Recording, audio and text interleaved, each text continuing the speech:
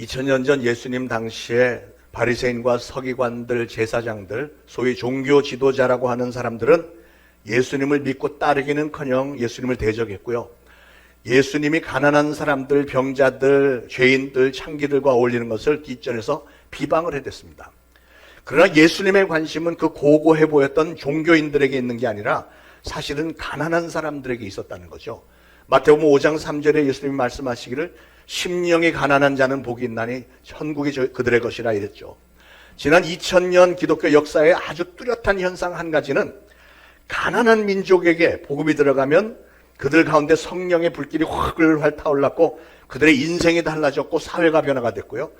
복음을 그들은 열심히 전파했습니다. 그런데 그렇게 성령을 받은 성도들이 충만해져서 밖으로 뛰쳐나가서 전도를 하고 구제사역에 힘쓰고 성경 공부를 하고 배운 말씀들을 가서 주변 사람들에게 전하고 또 지켜 행하고 또 그렇게 해서 복음이 전파가 되면 그 다음 단계는 사람들에게서 많은 질병들이 떠나가고 경제 회복이 이루어지고 교회가 부흥하고 나라가 굉장히 번영하고 또 교회들마다 건물과 부대시설들 잘 짓고 성도들 중에 부자가 많이 생겨나고요. 교회 성도들이 많이 늘어나고 풍요로움이 넘쳤습니다. 거기까지는 정말 좋았는데 근데 문제는 그 다음 단계에 문제가 있어요. 그렇게 교회가 부흥되고 나면 정말 이상하게도 기도하는 사람들이 줄기 시작하고 봉사자들이 줄고 전도자와 선교사들이 줄고 교회 모임이 줄고요. 새벽 기도에 출석하는 사람들이 줄었습니다. 그 반면에 늘어나는 것은 주일 예배 결석자들이 늘어나고 비본질적인 교회 행사들과 모임들, 즉 교회 내 골프회, 바둑반, 무슨 산악회, 조기 축구회 이런 친목 모임들이 늘어나면서 거기에 반비례해서 복음의 활동은 줄어들기 시작을 했고 그러다 보니까 복음의 능력은 약화가 되었고 수많은 교회들이 문을 닫기 시작했습니다. 그게 지난 2000년 동안 전 세계의 교회 역사들의 요약입니다. 우리나라 교회들의 지난 130년 역사도 똑같았습니다. 특히 6.25 전쟁 이후에 남북이 갈라지고 잿더미 위에 절망 가운데 있었을 때 우리는 전부 가난했습니다. 그렇게 가난했을 때는 저는 아직도 기억합니다만 어린 시절에 교회를 가면 주로 멸치 국물에다가 국수 하나씩 말아서 줬는데 그게 그렇게 맛있고 좋아요. 아직도 저는 그래서 잔치국수를 좋아합니다. 예. 그냥 국수 하나만큼 얻어 먹으면서도 얼굴에 막 행복이 넘쳐나고 이랬어요. 그때 기도가 뜨거웠고요. 성령은 아주 불타올랐고 복음은 한국 전역에 급속하게 펴져나갔고 교회들마다 새벽 기도에 자리가 없을 정도로 꽉꽉 들어찼습니다. 부흥회를 하면 주변 교회들도 막 몰려와서 앉을 자리로 전부 다 서갖고 막 부르짖어 기도하면서 은혜 받았습니다. 그런데 오늘날 한국 교회들은 부자가 되고 교회들마다 호화로워졌습니다. 없는 게 없습니다. 큰 교회들은 보면 파이프 오르겐이 얼마짜리냐, 15억짜리냐, 25억짜리냐 이거 경쟁하고 있습니다. 그런데 문제는 기도하는 사람들은 줄어들었고 봉사자는 없고 전도자와 선교사들이 줄었고 새벽 기도회가 텅텅 비는 거예요. 한국 교회들이 부자들로 가득 찼습니다. 강남의 어떤 목사들은 연봉이 6억씩 하는 사람들도 상당히 많고요. 교회 주차장에는 뭐 2억, 3억 하는 외제차들이 빽빽하게 들어있습니다. 옛날에는 기도원 시설이 다 허접했습니다. 그런데도 사람들은 막 빽빽하게 꽉꽉 들어찼습니다. 그러나 오늘날 대형 교회에서 세운 수양관들 중에는 아주 경치 좋은 데다가 숲속에다가 최고급 시설을 갖추고 거기다가 황토방, 사우나, 찜질방까지 다 갖춰놓은 데가 있디야 글쎄. 예, 그래야만 사람들이 기도하러 온다는 거죠. 기도하러. 예. 코로나 전까지만 해도 사실은 우리 한국 교회들이 굉장히 엄청나게 번영했습니다. 그런데 외모상으로는 많이 번영하는 것처럼 보였는데 그런데 제가 묻고 싶습니다. 그래서 신앙도 번영했나요? 그렇지 않습니다. 껍데기는 여전히 많았지만 그들의 신앙은 시들었다니까요. 새벽 기도가 줄고 봉사자들이 줄고 교회들이 정말 목회자들이 보기에 한숨이 저절로 나올 정도로 상당히 시들었습니다. 그리고 나서 코로나를 만나고 나니까 그 다음에 회복하기가 힘든 거예요. 수많은 교회들이 문을 닫았습니다. 우리 목회자들 모여서 얘기해보면 오늘날 교회 상황이 얼마나 처절한지를 서로 나누면서 고심하면서 같이 부르짖어 기도합니다. 지금 우리 한국 교회들 앞에는 새빨간 신호등이 들어와 있습니다. 경고죠, 경고. 기독교 역사 속에서 한때 찬란한 기독교 문화를 장식했던 유럽과 미국의 교회들이요. 그들도 초창기에는 환난과 핍박이 많았고 가난했지만 그러나 그때 그들은 복음의 열정이 있었습니다. 그런 열정으로 하나님을 섬기고 복음의 사회를 열심히 했을 때 결국 그 교회들은 불같이 부흥했고 그 유럽과 미국의 웅장하고 아름다운 예배당들은 얼마나 많습니까? 예, 거의 전 국민들이 예수를 믿었고요. 나라 전체의 문화가 기독교화가 다 되었습니다. 그러나 그렇게 엄청난 부흥의 역사를 이룬 후에 교회는 점차 쇠퇴했고 오늘날 그 교회들은 텅텅 비었습니다. 제가 미국 가서 처음 느끼고 놀란 게 그 유명한 교회들, 오래된 교회를 가보면 텅텅 비어있어요. 500석 예배당에 한 10명밖에 없습니다. 기가 막히죠. 그 아름답던 예배당들은 지금 무슨 미술 전시관이나 나이트클럽이 돼 있다는 거 아니에요? 기가 막힌 상황 아닙니까? 왜 그렇게 됐을까? 그 과정에는 교회가 너무 부자가 됐기 때문이라는 거예요. 오늘 성령님은 우리 한국 교회들에게 어떤 말씀을 하고 계실까요?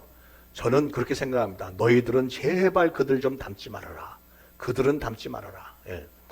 여러분, 세계의 역사, 인류의 역사는 계속해서 반복이 되고 있습니다. 우리는 역사의 쳇바퀴를 눈여겨보면서 깨닫고 배우고 고칠 것은 반드시 고쳐야 되겠습니다. 여러분 절대로 오해는 하지 마시길 바랍니다. 우리 하나님은 우리에게 물질적으로 가난해지라 이렇게 명령하거나 요구하지 않습니다. 오히려 우리 하나님은 우리에게 물질의 축복을 주시는 분이세요. 그러나 심령이 가난해지라고는 말씀을 하고 있습니다. 문제는 사람들은 대부분이 물질적으로 부유해지게 되면 심령도 비만증에 걸리니까 그게 문제죠. 그래서 저는 여러분의 담임 목사로서 우리 초대 신앙교회 성도들은 물질적으로는 아주 풍요롭게 되고 그러나 여러분의 심령은 항상 가난함을 유지하기를 축원을 드립니다. 오늘 27절에 보니까 하나님께서 세상에 미련한 것들을 택하사 지혜 있는 자들을 부끄럽게 하시고 세상에 약한 것들을 택하사 강한 것들을 부끄럽게 하신다 그랬는데 이게 무슨 뜻일까요? 하나님은 세상에서 가장 연약하고 가진 것 없고 미련하고 부끄러운 사람들을 오히려 택하셔서 그들은 하나님만을 의지할 수밖에 없는 그런 사람들인데 그런 사람들을 하나님이 얼마나 축복하시는지를 보여주시기 위해서 그들을 통해서 많은 큰 일들을 이루시고 그래서 하나님께 영광을 돌리기 위한 도구로 그 연약한 사람들을 사용하신다는 거예요. 제가 오래전에 중남미 섬나라인 도미니카 공화국에 선교 갔던 적이 있는데요. 도미니카 공화국도 정말 가난한 나라이지만 그 섬의 서쪽은 도미니카고 이 동쪽은 아이티입니다. 세계에서 제일 못 사는 나라. 그들은 정말 먹고 살기가 힘드니까 이 도미니카 공화국으로 국경을 넘어오는 거예요. 그러면 도미니카 정부에서는 그들을 난민으로 받아들여서 그냥 200~300명씩 모여서 살 수 있는 부락을 여기저기 만들어줬습니다. 그런데 선교팀이 거기를 가보니까요. 그 동네는 한 200~300명 모여서 사는데 아직도 그냥 애들은 한 10서너 살까지는 완전히 빨개 먹고 살아요. 입으로 옷이 없으니까. 먹을 게 없어가지고 다 빼짝 말라 있고 세상에 개들이 있는데 개들도 빼짝 말라 있고 뭐가 개처럼 생긴 게 쫓깡쫓깡 뛰어가는 걸 보니까 돼지예요, 돼지. 너무 날씬한 돼지. 진짜 기가 막힌데. 그런데 거기에 한 이 정도 폭의 또랑이 있는데 물이 흐르는데 물이 새카매. 새카만데 이 물을 떠다가 그릇에다가 며칠 담가 놓으면 까만 게 가라앉고 위에는 좀 깨끗한 물이 보이잖아요. 그걸로 마신다는 거예요. 그러면 몸은 어디서 닦냐 그랬더니 그 또랑에 가서 그냥 닦는 거예요. 자기들이 목욕한 물을 떠다가 가만히 놔두고 또 그걸 마시고 그거 아주 정말 더럽고 병균들이 득실거리는 그런 물을 마시면서 사는 거예요. 예. 그들 사는 집에 들어가 보니까 한 3~4평 정도 조그만데 그냥 땅바닥에다가 그냥 벽돌만 이렇게 쌓아주고 위에는 함석으로 이렇게 지붕을 비맞이를 해줬는데 함석은 새까맣게 다 녹이 슬었고 그 안에 들어가 보니까 땅바닥에다가 그냥 나무 판자떼기 놓고 거기서 그냥 자는 거예요. 그게 다야. 가구라는 것은 그냥 바닥에 깔린 나무 그냥 몇 조각 그게 전부입니다. 그런데요. 그들의 표정은 굉장히 평안해 보였고 그들은 미소가 많았습니다. 기가 막히죠.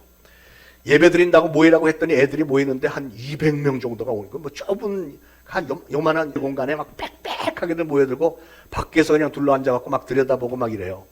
그런데 기가 막힌 거는 제가 복음을 전하는데 통역을 물론 세웠습니다만 걔들은 스페니쉬를 하니까 하는데 애들이 눈이 반짝반짝 해가지고 한 명도 한눈 파는 사람이 없이 집중해서 얘기를 다 듣는 거예요. 왜냐하면 그들의 마음속에는 저 말씀을 들으면 우리도 저 사람들처럼 잘 사는 사람들이 될 수 있을 거야 하고 집중적으로 아주 적극적으로 소망에 가득한 그런 눈망울 들이었습니다.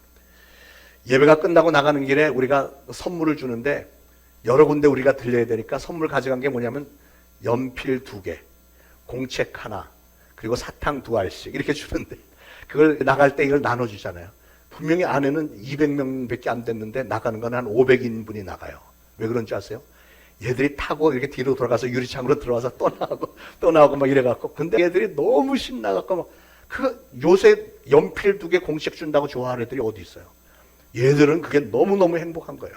말로 다 할 수 없는 행복감이 얼굴에 서려 있습니다. 어떻게 그게 가능할까요? 그거는 그 아이들이 마음이 가난하기 때문에. 심령이 가난하니까, 심령이 가난한 사람만이 그런 거를 받으면서도 기뻐서 어쩔 줄 모르는 행복입니다. 가난은 그래서 이런 행복을 사모하는 마음이 있고 하나님의 말씀을 사모하는 마음이 있어요. 히브리 말로 가난을 아나임이라고 하는데요. 아나임이라는 단어의 뜻은 아주 독특한 의미가 들어있는데, 그게 뭐냐면 너무 가난해서 오로지 하나님을만을 의지할 수밖에 없는 형편, 이게 아나임이라는 뜻이에요. 그러니까 가난은 오늘 우리가 봉독한 본문의 27절에 미련한 것, 약한 것, 28절에 천한 것, 멸시받는 것, 없는 것, 이런 것들을 다 포함해서 가난이라고, 아나임이라고 하는 거예요. 이런 사람들은 하나님만 의지할 수밖에 없으니까 자연히 마음이 가난해지게 돼 있어요. 겸손해지게 돼 있어요. 하나님의 말씀을 들으면 청종하고 그걸 마음에 새기려고 애를 쓰게 됩니다. 하나님만을 의지해야 하는 형편에 처한 예배자들은 그래서 하나님의 말씀을 향한 귀가 반짝 열리게 돼 있어요. 청각이 영적으로 예민해져서 나에게 주시는 하나님의 말씀으로 잘 받아들이고 나를 위로해 주시고 나의 길을 열어주시고 회복시켜 주시려는 메시지로 받아들이도록 영적인 귀가 활짝 열리는 겁니다. 이사야서 29장 19절에 겸손한 자에게 여호와로 말미암아 기쁨이 더하겠고 사람 중 가난한 자가 이스라엘의 거룩하신 이로 말미암아 즐거워하리니 그랬어요. 무슨 뜻이죠? 가난한 사람들은 하나님을 즐거워할 수 있게 된대요. 거꾸로 말하면 심령이 가난하지 않으면, 다시 말해서 마음이 가난하지도 않고 생각도 가난하지 않고 오히려 자기 자신이 무슨 지식이 많고 학력이나 재산이 많고 능력이 많다고 생각하는 사람은 마음이 가난하지 않기 때문에 말씀이 들어가지도 않고 하나님을 만날 길이 없다는 겁니다. 그렇게 스스로 잘났다고 생각하는 사람은 설령 교회를 나오고 성경을 본다고 해도 성경을 읽으면서 야, 성경 재밌게 썼네. 야, 이거 아주 착상이 좋은데? 웃기네. 근데 이걸 믿으라는 거야? 아니, 하나님이 사람의 몸에서 태어났다고, 그것도 동정녀의 몸에서 태어났다고, 이걸 나보고 믿으라고? 십자가를 믿으라고? 좀 믿을 만한 걸 믿으라고 해야지. 이런 자세가 되니까 무슨 말씀이 들어갈 틈이 있겠습니까? 그러나 마음이 가난한 사람은 자신이 세상을 살아보니까 자기의 능력의 한계가 얼마나 보잘것없는지를 잘 알게 되기 때문에요. 하나님 앞에 무릎을 꿇을 수밖에 없고 하나님을 신뢰할 수밖에 없는 겸손한 마음을 가지게 되고요. 그러다 보니까 내가 나의 죄로 인해서 내가 받았어야 될 이런 형벌을 저 무서운 십자가 위에서 내 대신 받아주신 하나님의 독생자 예수 그리스도의 은혜 앞에 고개 조아리게 되는 겁니다. 여러분, 예수님이 어떤 분입니까? 예수님은 그 당시에 사형수였습니다. 최고의 범죄자들이 당하는 형벌, 십자가 형벌이 바로 그겁니다. 그런데 그 사형수를 내 생명의 은인으로 받아들이는 게 믿음이라는 거예요. 예수님은 집이 없는 노숙자였습니다. 그런데 성경에 보니까 예수님은 우리를 부요하게 하시려고 본인 스스로는 가난해지셨다잖아요. 그래서 예수님은 한번 한탄하시기를 인자는 머리 둘 곳도 없도다. 그러니까 어디 잠을 잘 수 있는 방 한 칸도 없는 분이 예수님이었습니다. 그런 분에게 여러분의 인생을 맡길 수 있어요? 믿지 않는 사람들은 어떻게 하나님의 인간의 몸을 입고 이 땅에 왔으며 그가 2000년 전에 저 로마의 식민지 저 조그만 나라 유대 땅에서 재판받고 십자가에서 죽은 게 그게 나와 무슨 상관이 있다는 거냐. 그렇게 잘난 체 하면서 예수님을 거부하지만 심령이 가난한 사람은 하나님의 독생자 예수님이 나같이 미천한 자를 대신해서 그렇게 엄청난 희생을 치러주셨군요. 감격하면서 그 앞에 무릎을 꿇고 오 주여 나의 하나님, 예수님을 나의 주님이라고 영접할 수 있는 것이고, 그런 사람이 하나님을 제대로 만날 수 있는 법입니다. 저는 오늘 여러분 모두의 심령이 그렇게 가난하게 돼서 하나님을 만나게 되시기를 축원을 드립니다. 제가 미국에 오래 살아보니까 미국의 목사들 중에는요, 어떤 교회 청빙을 받던지 파송을 받게 돼서 가면은 그 교회 대표들하고 목사님 사이에 계약서를 써요. 계약서를 쓰는데 그 미국 목사님들이 요구사항을 얘기하는데 놀란 건 뭐가 있냐면 거기에 do not touch my privacy, 그러니까 내 사생활은 침범하지 마라. 그래서 새벽이나 한밤중에 전화하지 마라. 나도 전화 안 할 테니까. 서로 전화 안 하는 거로 합의하는 계약서를 쓰는 거예요. 다 그런 건 아니지만 그런 걸 요구하는 목사들이 있다는 거. 기가 막힌 일. 왜 이런 일이 일어날까? 그 사람들은 목사가 뭐 하는 사람인지도 모르고 그냥 직업으로만 생각하는 거예요. 일주일에 40시간 일하면 끝나는 직업으로만 생각하기 때문에 그런 일이 벌어지는 거죠. 그러니까 오늘날 미국 교회들이 그렇게 많이 시들어버린 겁니다. 그런 교회, 제가 가까이 지내던 저보다 나이가 많은 목사님이 부임했습니다. 미국 교회에 부임했는데 한국분인데 이분은 그 교회 가서 한국식으로 목회를 했어요. 그 사생활을 침범하지 않는 게 익숙해져 있던 그런 교회였지만 이 목사님은 그거 다 무시하고 수시로 교인들 집에 그냥 찾아갔대요. 또 양로원의 노인들도 찾아다녔대요. 제가 그때 평신도로서 직장을 다닐 때인데 직장에서 미국 사람이 저보고 한 번 그런 얘기해요. 너 코리안이냐? 그래서 그렇다 그랬더니 그럼 너 그 목사님아 누구 목사님아? 잘 안다 그랬더니 자기가 수십 년 그 교회를 섬겼는데 그동안 다녀간 목사님 중에서 최고래 최고. 그래서 왜 그렇게 최고냐 그랬더니 그 목사님이 수시로 자기 집에 와서 인사하고 기도도 해주고 간대. 다른 미국 목사님들은 한 명도 그랬던 적이 없다는 거예요. 자기 집에 그냥 신방 와서 뭐 어떤 때는 햄버거도 같이 먹고 막 이런데요. 예. 그랬더니 그 교회 교인들마다 이 목사님이 신방으로 오면 그렇게 막 감격을 해갖고 눈물을 쏟으면서 그렇게 좋아한다는 거죠. 그리고 이 목사님이 어떻게 이렇게 목회에 성공했습니까? 그랬더니 이분이 신방을 1년에 50회 이상을 했고요. 근데 50회 별거 아닙니다. 50회라면 일주일에 한 명 신방한 건데 미국 목사들 사이에서는 엄청난 거죠. 자기가 50회 이상 매년 신방을 했고 가정 병원을 다니고 열심히 신방을 전도했더니 성도들이 너무 좋아서 사례비도 올리고 소문이 나니까 근처에 대형교회 2,000명 모이는 미국 교회에서 이분을 청빙가 갔어요. 큰 교회 목사님이 됐어. 야, 기가 막히죠. 근데 신방 50번은 우리 한국교회 목사님은 최소한 100번 아니면 한 300~400번씩 하는데요. 일주일에도 몇 번씩 하는데. 그러니까 그 미국 교회 성도들이 그만한 일에도 그렇게도 감격을 한 것은 그들의 마음이 담임 목사님이 자기 집에 와서 기도 한번 해주는 것에 대한 사모함으로 가난해져 있었다는 사실이죠. 담임 목사님의 신방을 받아본 적이 없었던 그들에게 이 조그만 한국 목사가 자기에게 관심을 가지고 하나님의 사랑과 은혜, 복음을 전하기 위해서 자기 집에 찾아왔다는 사실 하나만 가지고도 그렇게 감격할 수 있었던 것은 그들의 심령이 그만큼 가난해져 있었기 때문에. 예. 코로나 이후로 신방 요청이 대폭 줄었습니다만 제가 16년 전에 한국에 처음 나왔을 때 그 부임했던 모 교회에서 두어 달 동안은 매일매일 하루도 빠짐없이 하루에 10가정에서 13가정씩을 신방을 했습니다. 저는 그게 가능한지 몰랐는데 한국에 오니까 가능해. 왜냐하면 한 아파트에 있는 사람들 쫙 여기서 30분, 30분, 30분, 30분 이렇게 그냥 한 동씩만 하면 되니까 되더라고요. 예. 그때 신방을 다니면서 제가 그 집에 들어가는 순간부터 자기 집에 새로 오신 부임하신 목사님이 우리 집에 신방해 주셨다고 하면서 감격 가운데 눈물을 쏟는 분도 여러분이 있었습니다. 예. 오랫동안 담임 목사 부재 중에 얼마나 마음이 가난해져 있었으면 그랬겠습니까?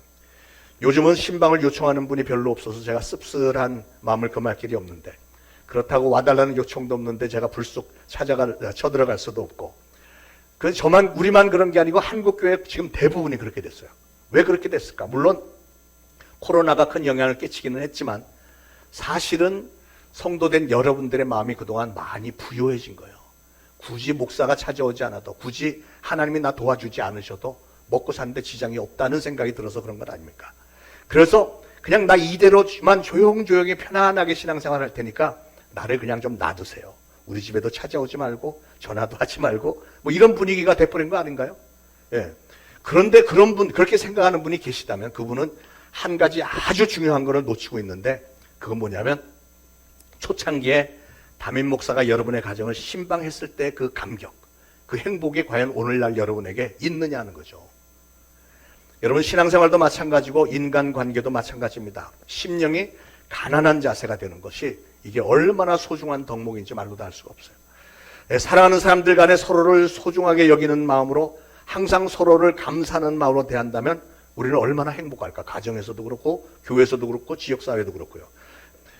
가난한 마음이 심령 속에 흐르고 있을 때 신기하게도 우리는 마치 우리가 뭘 현미경으로 이렇게 들여다보면서 조그만 것까지도 초점을 맞추는 것처럼 우리는 마음이 가난해지면 하나님에 대해서 현미경을 들여다보시지 그냥 집중하게 되고 설교를 들을 때도 이 설교 말씀이 여러분 개개인을 향한 하나님의 메시지로 들리게 되어 있는 겁니다.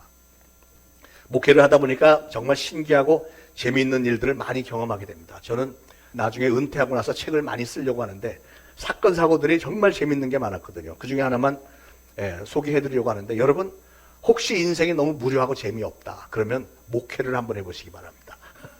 진짜 재밌어요. 뉴욕에서 목회할 때 우리 교회 월스트리트, 월가에 좋은 직장 다니는 장로님이 한 분 계셨는데, 이분은 진짜 잘난 분이에요. 맨날 이러고 막 뻐기고 다니는 분인데, 저보다 그냥 한 서너 살 위인데 담임 목사인 저에게 단 한 번도 먼저 인사를 안 합니다. 제가 먼저 인사를 하면 거의 반말 수준이에요. 왜 그러냐면 이분은 저희 아버님 교회 옛날에 다니면서 우리 아버님에게 장로 임직을 받았기 때문에 나를 대할 때는 목사님 아들로 대하는 거지, 내가 자기 담임이라고는 꿈에도 생각을 안 하는 것 같아. 그런데 하루는 이분에게서 전화가 왔습니다. 목사님 막 이래요. 그래서 그래서 제가 놀라고 예 장로님. 목사님. 그래서 이게 무슨 일이 있으세요? 목사님 막 계속 이래서 무슨 일이 말씀해 보세요. 그랬더니 그러니까 심령이 상당히 가난한 상태로 변한 거예요. 목소리를 들어보면. 그랬더니 뭐라 그러면 목사님 저 암이래요. 암. 그래서 내가 그랬더니 제가 며칠 전에 병원에서 진단받았는데 오늘 결과가 나왔는데 암이래요. 목사님 저 위해서 기도 좀 해주세요. 이래. 그래갖고 근데 그분이 저에게 기도를 요청하는 건 기적 중의 기적입니다. 그분은 절대로 저한테 기도 요청하는 분이 아닌데, 그런데 암 선고를 받으니까 기도 요청을 하면서, 그래서 새벽 기도 나와서 같이 기도합시다 했더니 진짜 새벽 기도 매일 나오는 거예요. 나올 때마다 목사님 오늘 저 좀 위해서 기도했어요. 그래서 3번이나 기도해줬어요. 정확하게 기억을 해. 3번이나 기도를 해줬어. 매일 눈물을 쏟으면서 그냥 나사렛 예수 그리스도 암덩어리는 떠나갈지어다, 성령님 역사해 주세요 막 기도했어요. 근데 이게 엄청난 변화. 이분이 나한테 내가 자기 머리에 손을 얹고 기도하는 거를 용납하는 사람이 아닌데, 그때는 겸손해지니까 자기가 막 끌어다가 해달라는 거예요. 왜 이런 변화가 일어났을까? 삶의 기준이 가난해진 거예요. 자기가 믿었던 자기의 지식, 자기의 좋은 직장, 자기가 돈을 많이 벌고 이런 모든 것들이 암에 걸린 자기를 도와줄 수가 전혀 없다는 걸 깨닫게 되는 거죠. 실존적인 가난에 빠져버린 겁니다. 그렇게 마음이 강팍했던 분도 가난 속에 빠져들어가니까 하나님을 바라보면서 하나님께 매달리게 되더라고요. 한편으로는 좀 흐뭇한 것도 있었습니다. 그런데 한 열흘쯤 후에 전화가 왔어요. 이번엔 톤이 달랐어요. 목사님 접니다. 뭐 이래서 예 장로님 웬일이세요? 그랬더니 뭐라고 그러냐면 세상에 10만 분의 1의 확률이라는데 제 검사 샘플이 다른 사람 것과 바뀌어서 오진한 거래네요. 나 뭐 이러면서 그러면서 그 다음날부터 새벽 기도에 안 보여. 오지는 건 참 감사하긴 한데 새벽 기도회를 졸업을 해버린 거예요. 그래서 한편으로는 얼마나 안타까운지, 그 기간이 조금만 더 길었더라면 그분에게는 하나님을 확실하게 만날 수 있는 기회가 됐을 텐데 말이죠. 그래도 위로받는 것은 그분에게는 일생의 기억에 남을 만한 그래도 심령이 가난해지는 순간이었다 라고 믿습니다. 그런 심령이 조아려지는 순간이 있었기에 그 마음속에는 한 구석에는 그래도 자기가 열심히 간절히 기도했더니 하나님이 상황을 바꿔주신 것인지도 모르겠다, 이런 마음이 있었겠죠. 사실은 제가 안수 기도했으니까 하나님이 그거 바꿔주신 건데 할렐루야. 저는 그렇게 믿습니다만, 여러분 가난은 신앙적인 관점에서 보면 우리가 하나님을 만날 수 있도록 해주는 통로가 되는 줄 믿으시기 바랍니다. 그런 가난은 하나님이 우리에게 복을 주실 수 있는 이유를 제공하는 겁니다. 여러분 심령이 가난해지면 은혜가 많아지게 돼 있어요. 오늘 본문에서 사도 바울은 고린도 교회 성도들에게 너희 중에서 학벌이 좋고 무슨 가문 좋은 자, 또 인기 있고 지혜와 재물이 많은 자, 그런 사람들 하나님이 불러서 사용하는 거 봤냐? 그런 사람들이 많지 않더라. 지금 그 얘기를 한 거예요. 하나님이 사용하시는 사람들 중에는 26절에 보니까 지금 열거한 그런 자가 많지 않다라고 3번이나 얘기했어요. 3번이나. 오히려 가난한 사람들, 즉 미련한 사람들, 약한 사람들, 천하고 멸시받는 사람들 택하셔서 지혜 있는 자들과 강한 자들과 있는 자들을 부끄럽게 하신다잖아요. 여러분 다시 말씀드리지만 절대 오해는 하지 마시기 바랍니다. 하나님은 우리에게 물질적으로 가난해지라 이렇게 말씀하시는 게 아니고 심령이 가난해지라 그 말씀하는 거예요. 심령이 가난한 사람들이 많은 교회가 성령의 역사와 복음의 열정과 그 열매가 훨씬 더 많습니다. 저를 한번 따라서 해보시죠. 심령이 가난해질수록 은혜가 많아진다. 시작. 꼭 기억하시기 바랍니다. 여러분 세상 사람들은 이 얘기를 합니다. 가난에 대해서. 가난 지긋지긋하죠. 그래서 가난할수록 고통과 시련이 많아진다 이렇게 얘기하고, 어떤 사람들은 가난이 왼수요, 가난이 왼수요. 이게 오늘 설교 제목입니다. 가난이 원수라고요. 그거는 사실은 마귀가 여러분을 속이기 위해서 하는 말입니다. 우리에게 하나님을 만나게 해주고 하나님을 알게 해주고 하나님을 바라보게 만드는 것은 역시 가난입니다. 심령이 가난한 사람이 돼야 되는 거예요. 그래서 여러분들 앞으로 계속해서 여러분의 심령이 가난해지도록 자꾸 마음을 다듬으시길 바랍니다. 요즘 아이들 보면 가난해질 틈이 없는 것 같아요. 편식하는 애들 많죠. 뭘 먹으라고 좀 나 이거 안 먹어, 이건 안 먹어, 싫어, 뭐 이러잖아요. 그럼 부모들은 어찌할 바를 모르죠. 저는 어렸을 때 우리 할머니가 뭐 이렇게 먹을 거 주면서 우리가 뭐 투정을 조금 하면 줄 때 먹어. 거기 중간에 첫자를 집어넣는데 줄 때 먹어. 막 이렇게. 그런데 뭐 나 이거 싫어 그러면 할머니 확 뺏어가요. 넌 이제 앞으로 없어. 그래서 저는 습관적으로 음식이 앞에 있으면 빨리 다 먹어 치웁니다. 그게 어릴 적부터 배운 생존 경제 비법이 됐는데 그래서 그런지 저는 이렇게 통통한 모습을 평생 유지하면서 살았습니다만. 그런데 요즘 엄마들은 애들이 달라는 거 다 주잖아요. 아이들이 땡깡 부리면 안 되는 게 없습니다. 그런데 그렇게 자란 아이들이 어떻게 심령에 가난해질 틈이 있겠으며 과연 그 아이들이 하나님을 잘 섬기게 되겠습니까? 특히 자녀를 키우는 엄마 아빠들 잘 좀 들으시길 바랍니다. 오늘날 우리나라가 이렇게 부유하게 된 건 너무나도 감사한 일이지만 문제는 우리의 심령까지도 그렇게 부유하게 되어버리는 바람에 그렇기 때문에 이걸 쉬운 말로 요즘 말로 말하면 갑질하는 사람들이 많이 늘어나죠. 부잣집, 저 부자 동네에 사는 사람들은 학교를 가서 엄마들 사이에 갑질을 해야 되고 이런 거 많잖아요. 심령이 너무 부유해지면 그런 현상들이 일어나는 거예요. 그렇게 되면 이제는 가난한 자세를 원치 않고요. 그러다 보니까 하나님을 찾지 않습니다. 이게 문제죠. 사랑하는 여러분, 제가 간절히 당부드립니다. 힘써서 여러분의 심령을 가난하게 만드시기 바랍니다. 그래야만 여러분의 삶의 은혜와 축복이 더 깊어지고 진정하게 행복해질 수 있는 거예요. 신명기 6장에 모세는 백성들에게 간곡히 외쳤습니다. 쉐마 이스라엘, 이스라엘이야 들을지어다. 너는 마음을 다하고 뜻을 다하고 힘을 다하여 내 여호와 하나님을 사랑하라. 오늘 내가 네게 명하는 이 말씀을 너희는 마음에 새기고 내 자녀에게 부지런히 가르치라. 우리는 자녀들에게 하나님을 가르쳐야 되는 거야. 마음을 다하고 목숨을 다하고 뜻을 다해서 하나님을 사랑하는 것. 왜냐하면 우리에게 복을 주시는 분이 바로 하나님이시다. 이거를 제대로 가르쳐야 되는 겁니다. 우리의 심령이 스스로 가난해져서 하나님 앞에 항상 겸손하기만 하면 하나님이 얼마나 그 사람을 더욱 사랑하시며 축복하시겠습니까? 오래전에 목사님들 세미나에 어떤 젊은 전도사가 와서 찬양 인도를 하는데 정말 대단했어요. 기타 하나 들고 와서 하는데 저녁 집회에서 막 신나서 막 찬양 인도하면서 이런 말을 합니다. 목사님들, 내일 아침에 제 아내가 C-섹션으로 아기를 낳을 예정입니다. 우리에게 귀한 생명을 주시는 하나님을 찬양합니다 하면서 띵까띵까 하면서 막 신나게 찬양했어요. 다음날 오전 집회하는데 이분이 또 나왔고 제가 오늘 아침에 병원에 가서 아기를 봤는데요. 아기가 얼마나 예쁜지 성긴 손이 요만한데 그 조그만 손에 손가락이 5개가 다 달려있고요. 우리 하나님이 어쩌면 그렇게도 섬세하신지요. 우리 가정에 그렇게 귀한 생명을 주신 하나님의 은혜 정말 생각만 해도 이렇게 감사한데 우리에게 영원한 생명을 주신 하나님께 감사의 찬양 드립시다 하면서 또 띵까띵까 찬양 인도하고 저녁에는 또 오더니 낮에 가서 아기를 안아봤는데요. 근데 얘가요, 제가 안기만 하면 인상을 찌푸리고 싫어해요. 아, 이게 얼마나 섭섭한지. 그래서 제가 깨달은 게 우리도 하나님 앞에서 인상 쓰지 말고 하나님 섭섭하지 않게 항상 하나님 감사합니다. 밝게 감사하면서 신앙생활 될 줄로 믿습니다 하면서 또 띵띵띵 찬양을 했어요. 그랬더니 목사님 한 분이 아니 아기는 자기만 낳아봤나? 뭐 이러고 어떤 목사님은 저 사람은 아기를 낳은 게 아니고 아주 예수님을 낳네. 예수님을 낳았어. 뭐, 예. 그런데 그 전도사가 보기에 가진 거는 별로 없지만 굉장히 밝고 막 충만해요. 근데 이 사람이 그렇게 할 수 있었던 것은 그 아기에 대해서 아기를 그렇게도 원했던 거죠. 아기에 대해서 심령이 가난했기 때문에 그 때문에 그 마음속에 감사함이 넘쳐서 주체할 수가 없는 것은 그 마음에 심령이 가난했기 때문이다. 그거예요. 그러니까 얼마나 행복하고 얼마나 신나. 인생이 그런 맛이 있어야 되잖아요. 그 마음에 감사가 넘쳐서 주체할 수 없는 것은 그러니까 심령이 가난했기 때문이다. 아, 그 전도사님을 보면서 제가 저거다. 찬양 인도는 저렇게 아기를 막 낳은 사람을 세워야 되겠구나. 그래서 우리 교회 찬양 인도자들은 앞으로 아이들을 좀 많이 낳으시기 바랍니다. 할렐루야.